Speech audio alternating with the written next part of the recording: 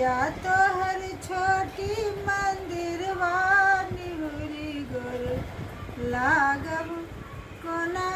कहे मैया तो हर छोटी मंदिर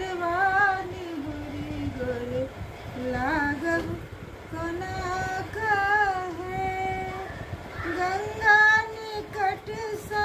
माटी करियानब गंगा निकट सो माटी करियानब मैया के प्रिया बनायब निहुरी गोर लागब कोना कहे मैया तोहर छोटी मंदिर निहुरी गोर लागब कोना कहे सरजू के धर सा जल भरियानब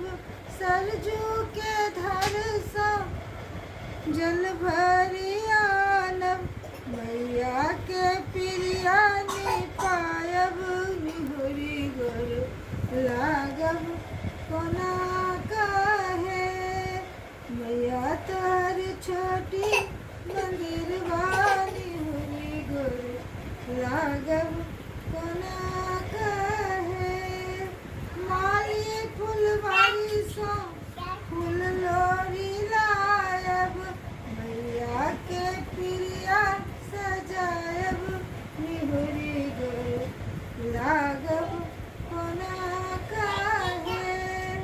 मैया तोहर छोटी मंदिर निहुरी गोर लागब कोना कहे पटवा दोकान सा कचरी मंगायब पटवा दोकान सा कचरी मंगायब